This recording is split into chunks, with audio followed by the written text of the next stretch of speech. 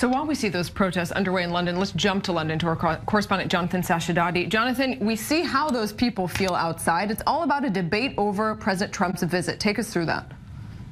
That's right. There's a debate going on in the House of Commons at the moment, which is triggered by that petition website, which allows members of the public to sign a petition started by anyone in the nation, and over 100,000 signatures gets them that debate. This, of course, got nearly 2 million, and about 300,000 signed an opposing petition saying that Donald Trump should be invited. But as the protesters outside are continuing to say that they don't want Donald Trump not only to visit the UK, but to be the president of the US, the members of Parliament inside are trading insults about him or defending him, and they really aren't holding back. I mean, they're referring, of course, to those pussy-grabbing comments, also saying that it's turning into an unstable regime, that he's a disgusting man, says one, that we don't welcome bigots in the UK. This sort of discussion about the leader of the United States is, of course, unprecedented. Jonathan, we've seen those kinds of protests in New York as well, of course, just below Trump Tower.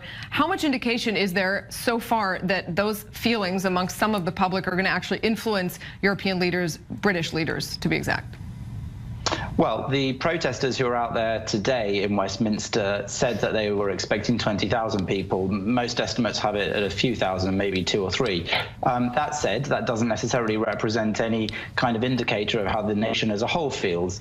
Theresa May and the government have been very specific that they want to have a good relationship with Donald Trump, and that's why, after only 7 days, that's a record, she invited him on a state visit. Barack Obama and George W. Bush, for example, had to wait many months before they were invited on a similar trip. And that's really a sign, actually, of how determined she is to get on well with Donald Trump, especially in the light of the Brexit negotiations, which will be coming up, when she wants to show the world that Britain's actually able to forge good relations, especially trade relations, with the United States and other countries. Jonathan Sacerdoti in London, where those protests are happening, live anti-Trump protests there as that debate happens. Thanks very much for this. Daniel, let's talk